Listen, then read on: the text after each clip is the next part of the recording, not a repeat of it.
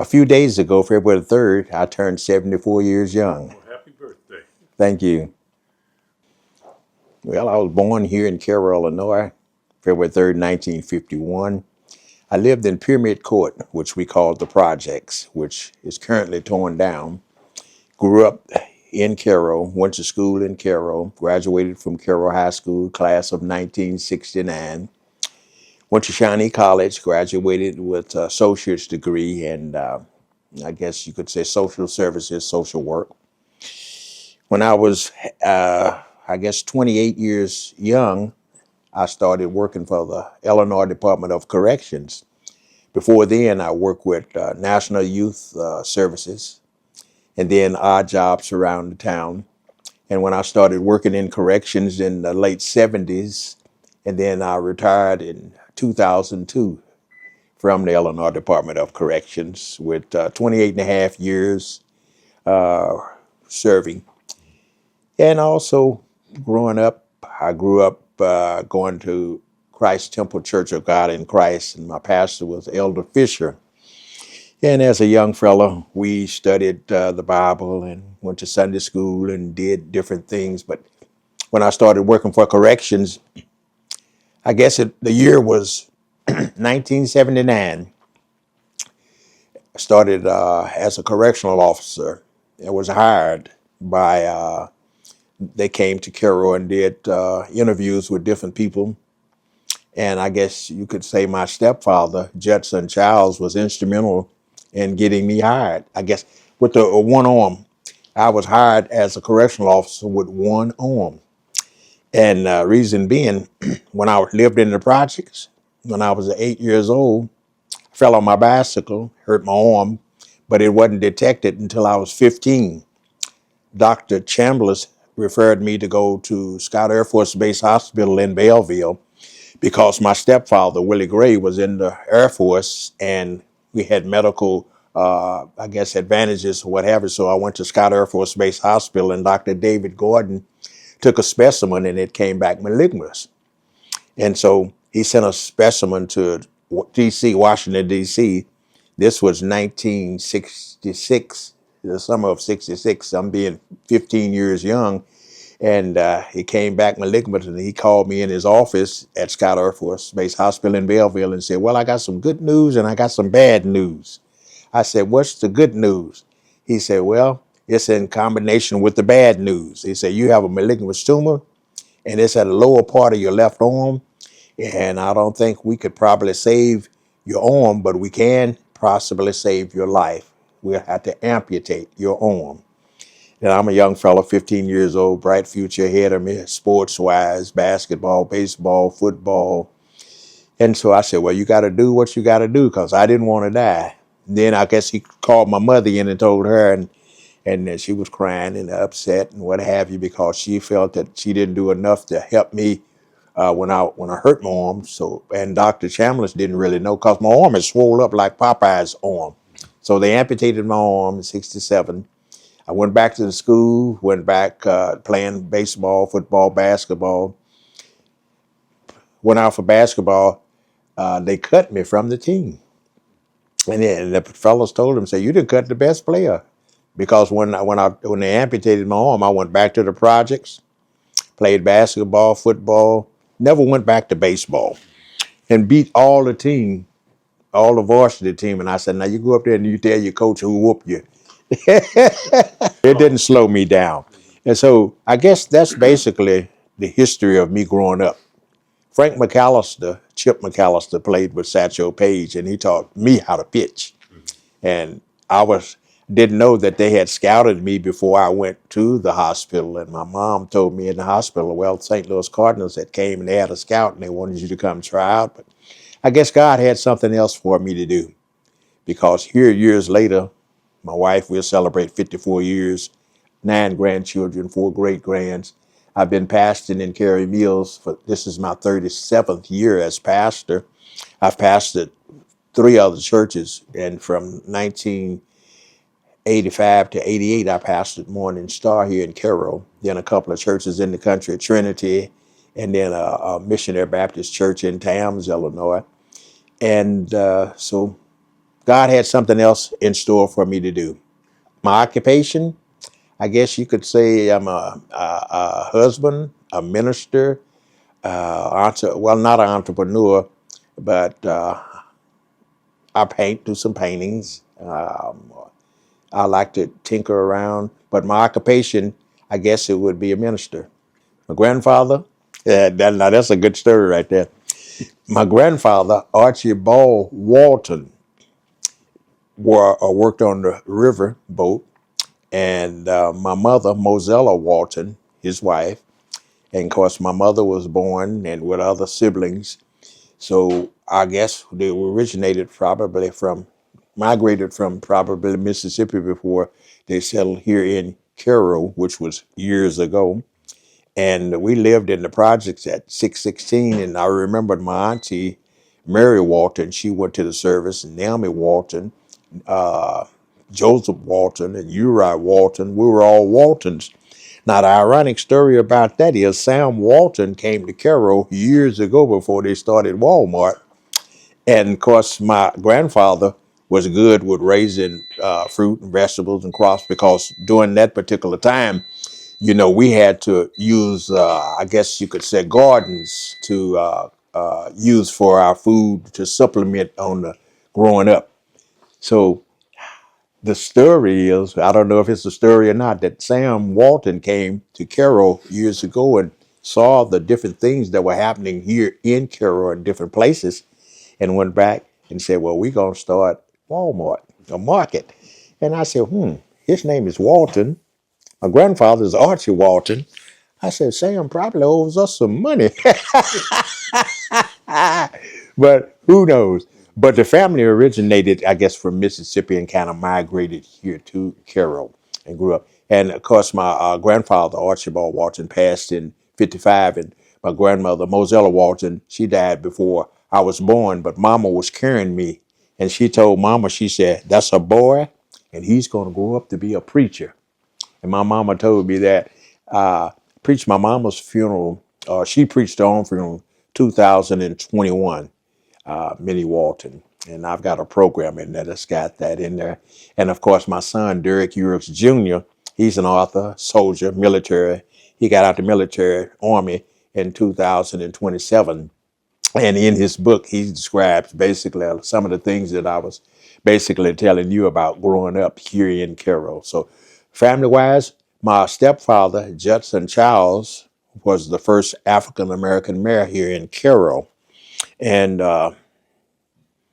like I say, he was instrumental in getting me hired with the Illinois Department of Corrections. No, the Menard Correctional Center. Oh, really? Yeah, in Menard. And I was correctional officer for 2 months, and then I transferred to recreation boxing coach supervisor because I taught the guys how to box. And matter of fact, a couple of my guys, they box Pop Miles teams out of East St. Louis or the St. Louis area, and we boxed there at the prison, and we beat them. So there was a fella named Bow Wow, and I can't remember his name, but Bow Wow, I used to talk with him, and he used to talk about how Cairo was a booming city, and talked about how they would have to go in the back door of different places, and how down south they would ride the train, but they would have to ride on a certain section.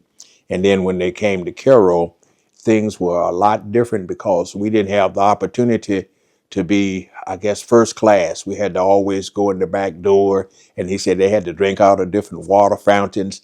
So Bow Wow told me about the things growing up here in Cairo. So, all the time growing up. Because when we would go in Shimwells, we'd have to go to the back window, or we went in Max, we'd have to go to the barbecue place, we'd have to go to the side window.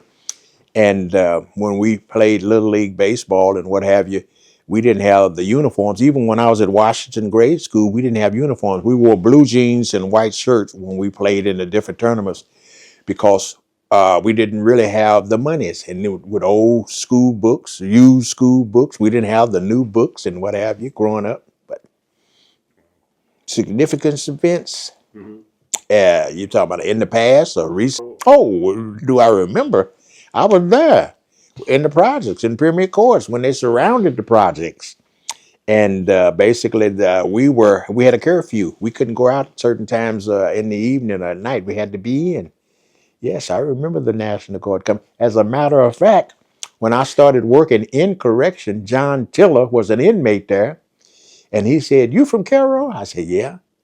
He said, "Back in the '60s?" He said, "Yeah." He said, "I was one of those National Guards that surrounded the project that y'all were in." And I said, "And look at you now." Yeah, yeah. He said they came, they busted me in, or trucked them in, or what have you, and they would stand guard around the projects because, like, we were the villains. We were in the projects and what have you. But being in the projects at night, we would have to stoop down and hide behind the coal bins because someone or whoever was on the levee and the bullets was zooming by us, our heads on the when we were behind the coal bins.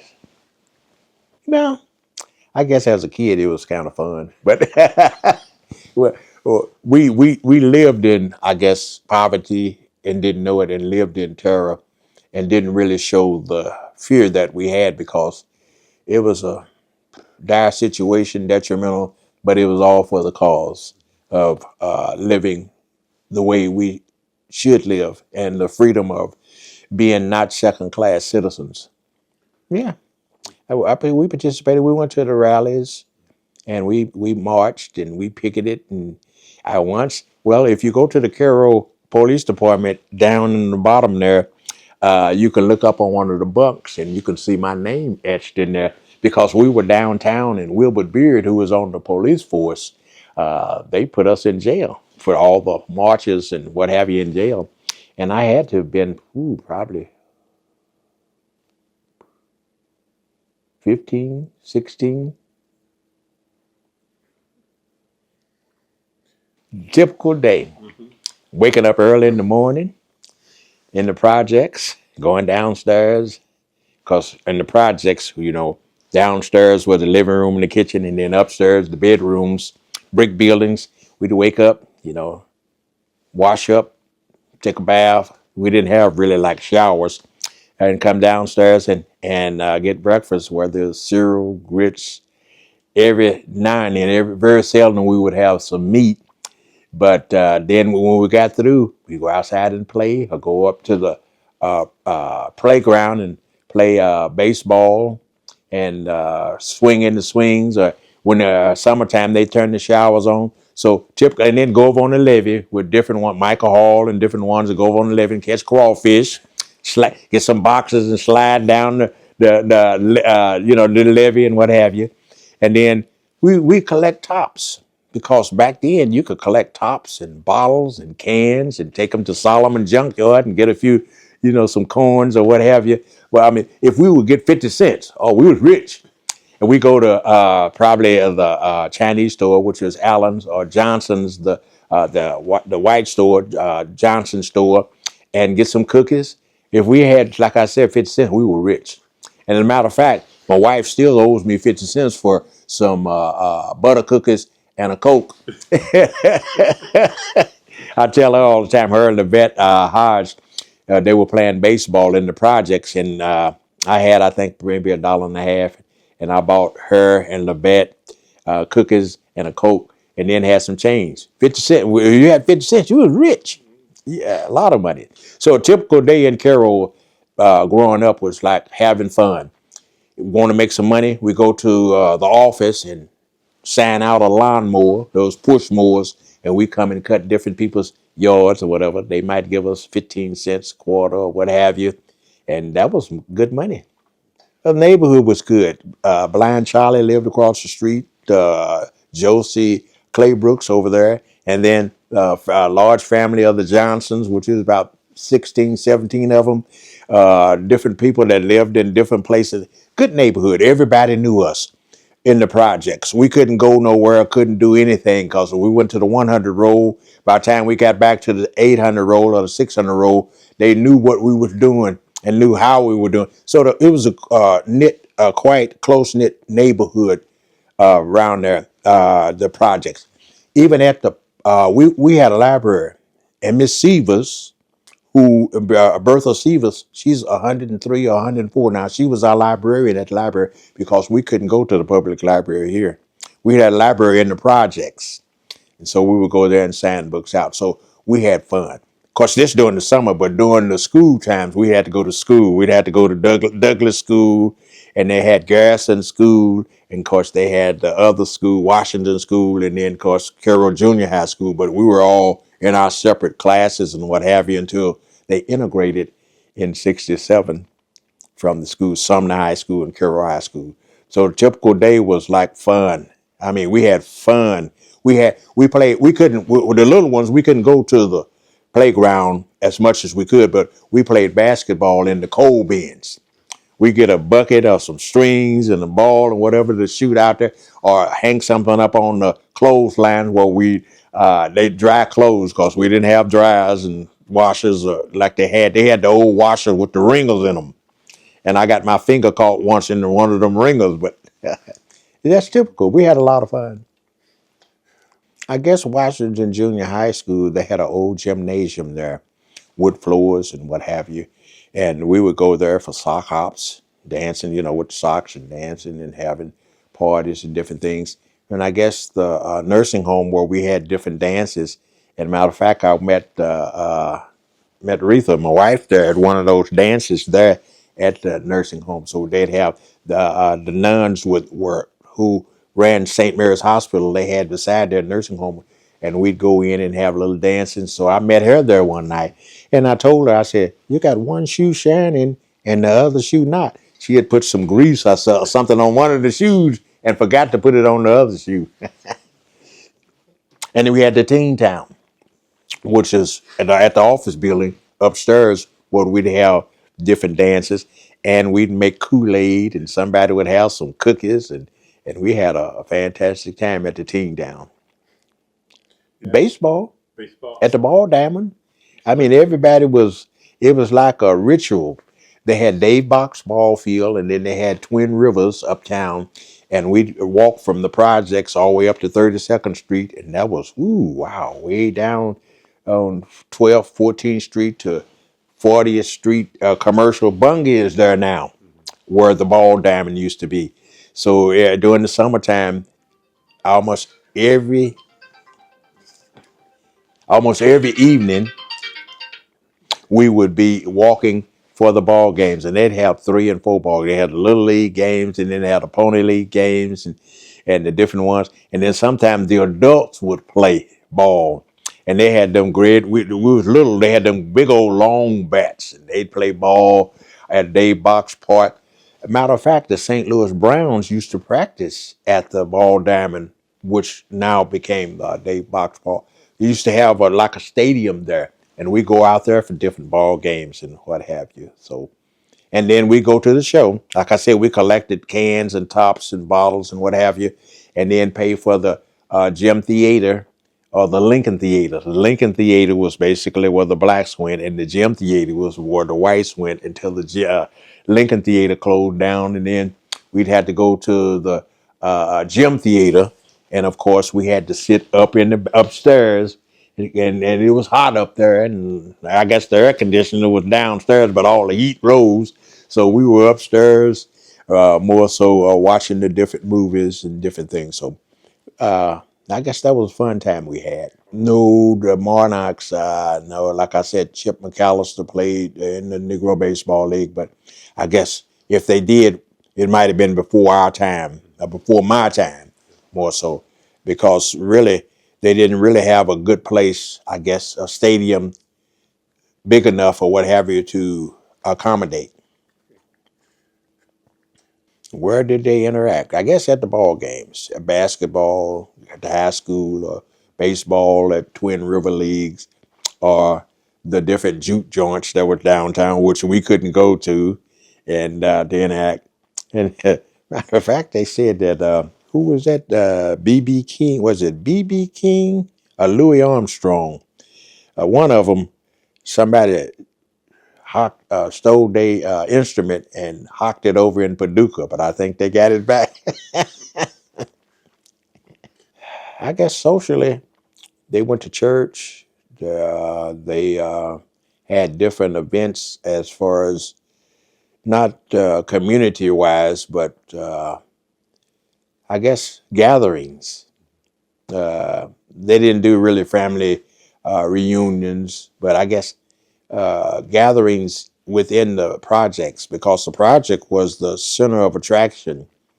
And basically, a lot of funerals, a lot of mishaps and happenings, because when the riots came, basically, we went to church and got, I guess, instructions on how to do, what to do, and what to do if you know you're pulled over. As far as we ride and go in different places, the police would pull us over and take us, make us get out and search us.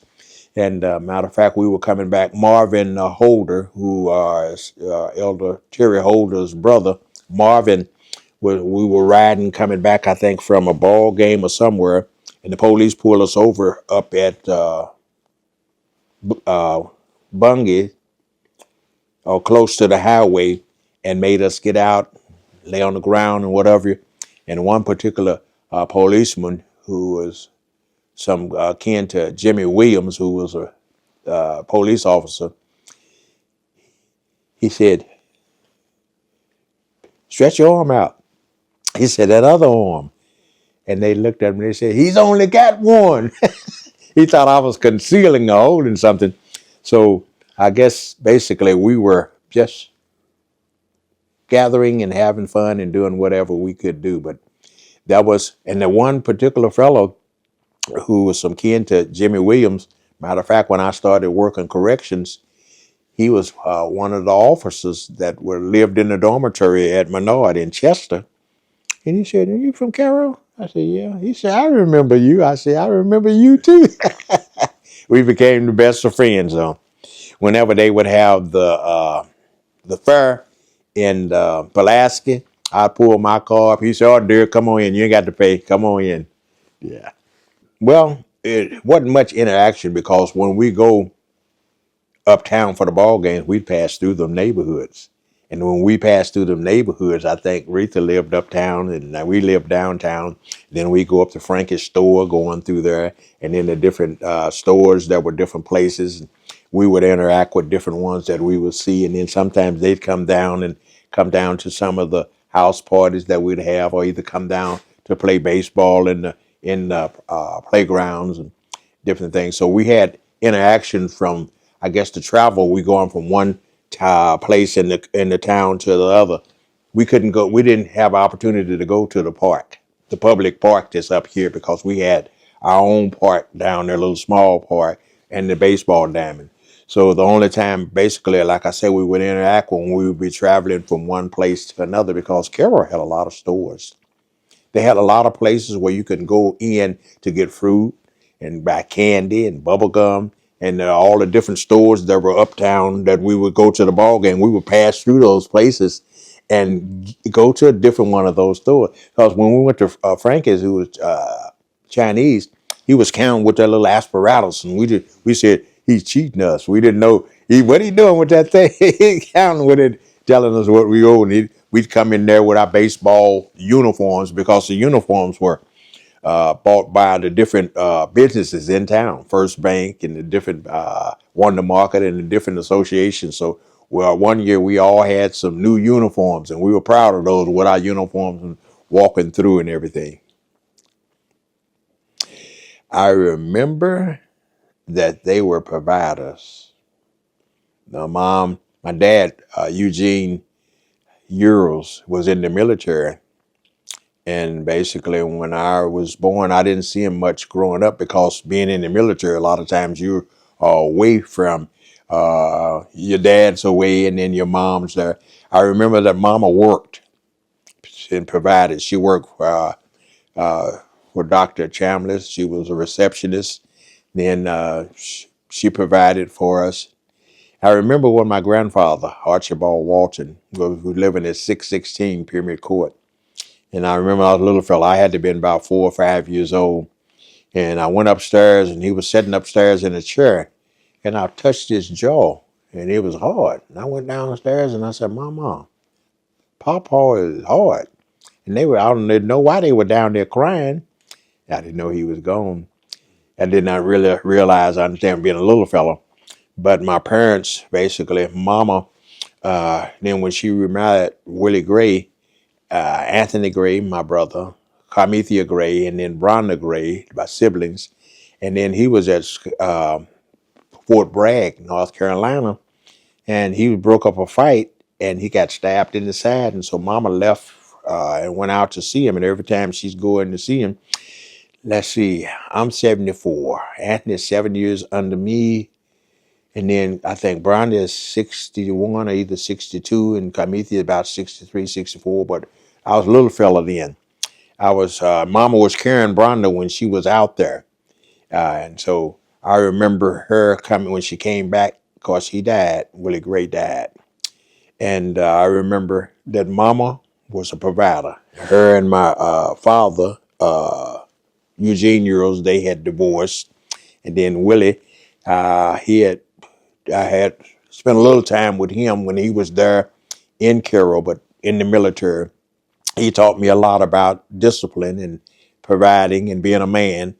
But when he was killed and he was died, basically I had become the man, I guess, of the house. And then when Mama, I guess, remarried with my dad, my stepfather and Judson Childs. So basically he came to the family. And so he was the man of the house.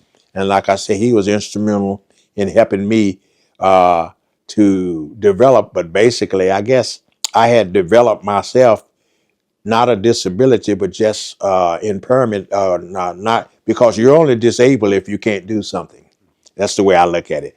And not being able to go to the military when a lot of my friends went to the military, but I didn't get a chance to go to Vietnam because they amputated my arm. Friends went to Vietnam and went to the war in different places. So being a parent and being my brothers and sisters, they said, well, I was the daddy then because there wasn't a father figure in the house. And when we moved to 11th Street, when Mama would go to work, she worked in the aid office over in Mounds. She was one of the supervisors or aid workers in Mounds. As a matter of fact, that office building is still there in Mounds, where we go to therapy now, inside the Carroll therapy in Mounds. And when I first went to therapy a few years ago, and I told him, I said, in this particular office, this used to be the aid office, and my mom worked right in this place, this area here. So I remember the parents as being providers. And now my dad, Judson, he's 82. I think he was born in 42. So he'll be 83 this year. And I love him, sincerely, because him being a provider for the family, Anthony Carmethia Brown, and now my brother, Eric Childs, which my nephew, little Eric, is right over here, but Eric Childs is in Godfrey, on the other side of St. Louis in Godfrey, where he works at a correctional facility there. So being a provider, doing things to not just help your family, but help other people. Ooh, wow. It's changed basically because of the different businesses that have left, the people that have left, the families that have left. It's dwindled to the point to where a lot of people are not here. A lot of businesses aren't here. The town is hurting from lack of. We used to have the chicken factory, the different, Carnegie Hall wasn't the first opera house. It was here in Carroll, the opera house that they had. All J.C. Penney's, Blum's, Montgomery Ward, all of them started off here in Carroll. So it's changed dramatically from the population. Which we used to have the trolley, like in San Francisco, where they have the cars coming down. We used to have that here, but all that changed. Broward told me a lot of the history about that. It's changed dramatically with the dilapidated houses, the swimming pool that they paved over that we didn't get the opportunity to swim much in because of, I guess, prejudice or races or what have you. So it's changed to the point to where the political factor used to be, it was run by all whites, and now we have blacks that's in control, but there's nothing to control really. We don't have a store here. Well, we have a co-op, which we're struggling with the co-op. No grocery store, no gas station, no filling station, no pharmacy. St. Mary's, no hospital. The medical center is it's not a hospital. It's community health. So it's changed to the point to where it's almost like a helpless, hopeless situation. But we have to keep moving. We have to keep going forward. We have to try to deal with the circumstance and situation that we're in. And that's why I never left Carroll, because this is home for me and for my my grandchildren and my great grands. They're not here. We got one grandchild here. That's Kenesha, and Kenesha's special needs. She's 34 years young, but we got here when Derek Jr. was in Iraq, and so the town have really changed. But we're building. We're trying to rebuild now. Yeah, during the '60s, poor management. Well, really, it probably started years before, dwindling to the point to where it was almost like poor management or foresight or looking and dealing, trying to deal with the future or planning for the future. As an adult, well, when I graduated from high school, people didn't think I was going to make it. Went to college. I didn't go on and complete college, but I wanted to make sure that my children had an opportunity. So being an adult, Sheila made sure she went to school. She's studying for her PhD. Cookie, she's in California. She's been there since she got out of high school, and she worked for Human Services, IRS, and now she's working for Human Services. So she'll be retiring and coming home in a few years. She's got a house behind the Magnolia Manor. Aretha's sister's there, been there for 7, 8 years. She's coming back home. Derek Jr., like I said, military, and then he graduated from Park College in Kansas City when he was in the military. Devon, my baby boy, he's 42. He's graduated from Illinois College in Jacksonville. He's in Galesburg now. And that picture that I showed you was a wedding that we did in 2020, and they wanted me to do the wedding. So we got an extended family now.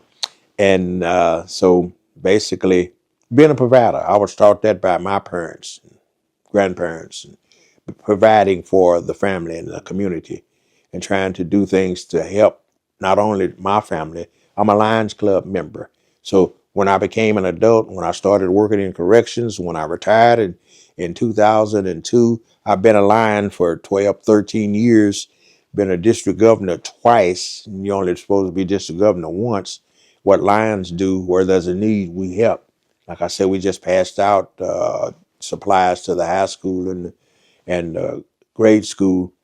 So being an adult, try to help other adults. Being a pastor, being a husband, grandfather, a community member, being an adult, the responsibility that we have. It's nobody's business to do our business but us. And when I mean by us, I mean everybody. Everybody should be and needs to be accountable for themselves. Train your child up, teach them. In our community here, a lot of teachers were instrumental in Mr. Bond, who was our coach, basketball teacher. He was instrumental in a lot of us, our attitudes and this disposition of who we are, the respect, the decency that we need to bring back not only to our community, but to our whole wide world. So I guess me being an adult, being a parent or growing up, I understand and know the responsibility. Don't meet a stranger. I believe when I first met you, you were, I think, passing out papers at the store and were interested in doing different things. There's an African American museum over in Mounds. And then, of course, we've been to the library. The first time my mother ever went to the library was when Derek Jr. played the piano and had a recital at the public library here in Carroll. It was there. In 1996, President Bill Clinton was running for re-election, And the mayor, James Wilson, asked me if I would give the prayer when Clinton came to town.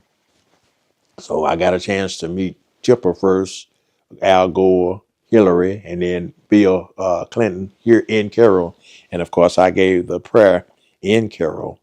And one of my good friends is Reverend Larry Potts here in Carroll. And there's a long story about Reverend Potts that happened in the past, but that was in the past. So now every year for the past 22, 23 years since they've had Upward Basketball, I go down and do devotional at halftime.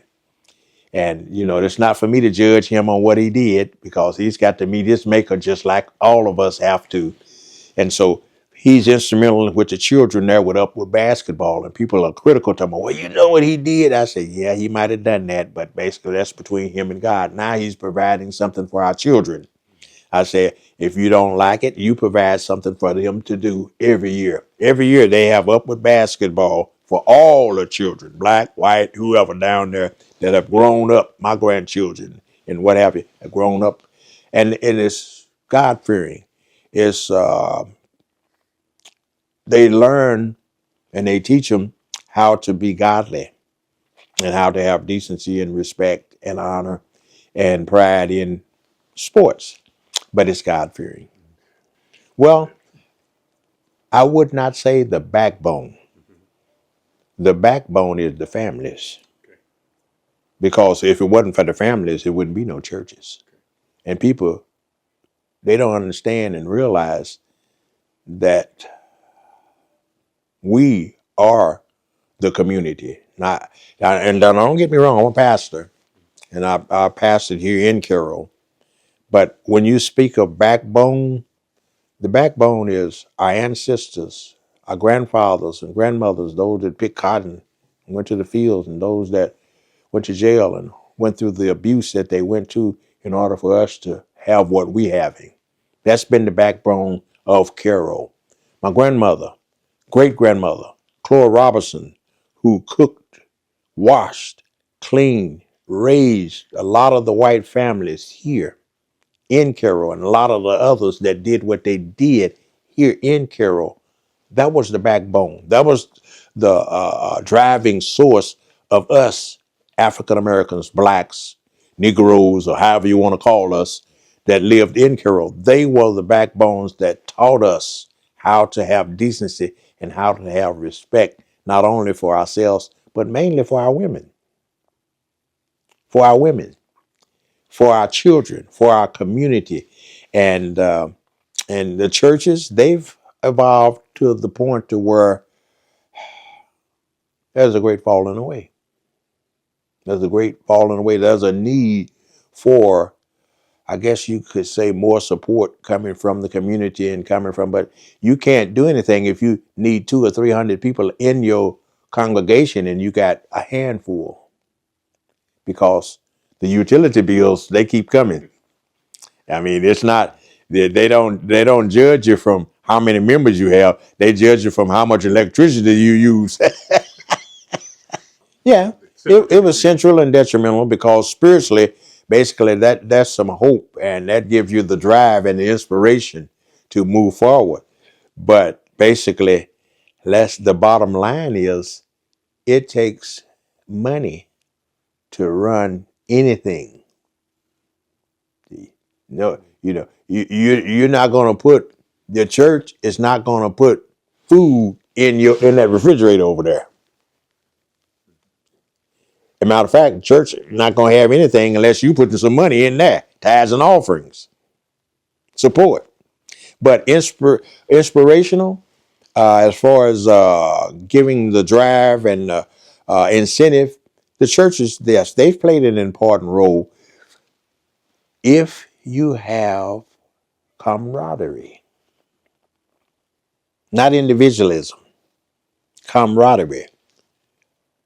Ministers, associations, pastors coming together, fellowshipping together, synchronizing their calendars. So you won't have a program this day and you got a program this day. And you got appreciation going the same Sundays. You got appreciation. You got to have some unity in the community. You have to have some camaraderie. You have to have some agreement, some plan in the community. Now, there's very few churches, very few pastors. You used to have a lot of churches, but basically we try to come together at different ones and patronize different ones and support one another and support each other. That was one of the downfalls, basically, that we had with supporting our own, which were very few businesses that we had here in Carroll. Barbershop, beauty shop. That was Mr. Booker up on the corner there. He had a restaurant. Like you said, barbershops and beauty shops and basically, like I said, we didn't have a lot of businesses that were black owned. The class reunion we have every year in the park, where I said we used to could not go to the park, but now every 2 years we have the Sumner Carroll reunion in the park. And we're down on the river, we have the Blues Fest. And then we have the Jazz Fest down at the point. And I guess up here in the community, up here, like we couldn't, we're here. We're living up in the, well, we used to couldn't come. The only time you come through here, you're running. You're running, like, oh, feet don't fail me now. But I guess you could say we're in the community. The events would be just having a opportunity to walk any and everywhere down the street without any fear.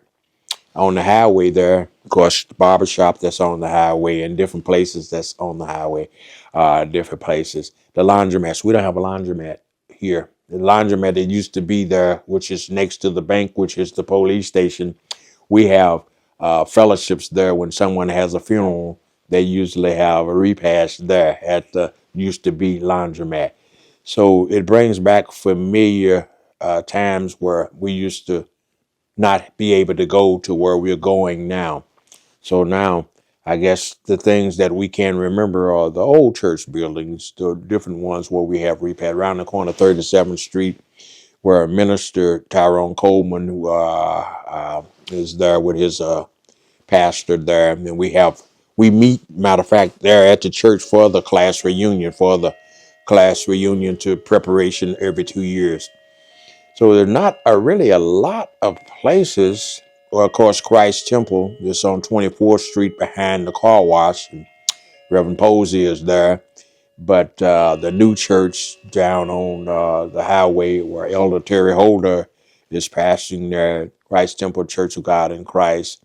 And then Ward Chapel, one of the older churches that's here next to the library, where we used to have Bible study and summer classes for the children, is still there. So we remember those particular places that are still here.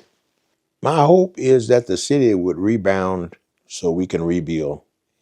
And I would like to see a prosperous community here with grocery store, whether it's a co-op, gas stations, filling stations. I would like to see a medical facility here, or possibly a hospital.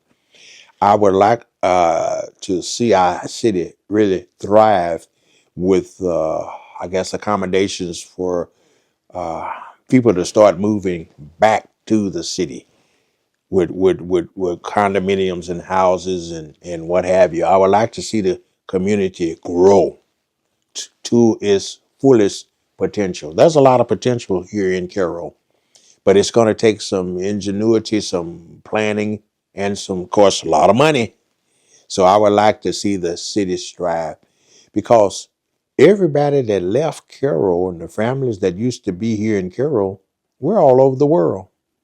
We're everywhere. I was in San Francisco. Well, of course, when we flew to Hawaii in 98, when I married my son Derek Jr. there in Hawaii on the beach in Honolulu, there was then flew back to San Francisco, back to LA and then San Francisco. I was at San Francisco. Of course, I walked up the Cricket Street there, road in San Francisco. In San Francisco, and I was downtown at one of the cafeterias. It might have been McDonald's or whatever. One fellow said, hey, Springfield. Hey, Illinois. I said, who, you know, You meet people everywhere that the lingo, the language, and what have you, that know where you're from. So I would like to see all those people that's got grandchildren, great grandchildren, great whatever, come back to Carroll. I would like to see a factory built. Here in Carroll. I would like to see hotels built here in Carroll. I would like to see the city really thrive to be the potential place that it used to be. Because Carroll, we would have been sitting from here to Carbondale, over to Cape, over to Vienna. All of that would have been Carroll, because before they picked Washington, D.C., they were looking at Carroll for the capital of the United States. And a lot of people don't realize that, don't understand that. We had every major railroad here, every major, the plumbing was set for the city to grow here in Carroll. See, but a lot of things happen because the Mason-Dixie line, people coming from the South or what have you, it was a master plan to keep us out of the loop or keep us from being who we were. But when that man got in the White House, I'm talking about Barack, when he got in the White House, basically that should have been our call to rally. And now it's like instead of us going up, it's like we going backwards and going the other direction. So I would like to see that change come, and it's not going to come through. It can come by us, for us, but through us, because we've gotten to the point now that I'm looking at the youth, I'm looking at the young people, I'm looking at basically, are they capable, qualified, are they willing to make that change, to do what needs to be done? Home. One sentence. This is where I'm from, and I'm proud of being a Carolite. Anything we left out? Family. That woman in there, the wife, the grandchild, she's been instrumental in my life. If it had not been for her, I might not have been where I am now. See, she's a good woman. She's been instrumental in my life. She's been a help meet. See, when God gave her to me, he gave me a help meet to help my inspiration to raise my children and my dreams and aspirations and what have you. So basically, her, the wife, that's me. That's part of me. It's just not me. It's her too. Yeah.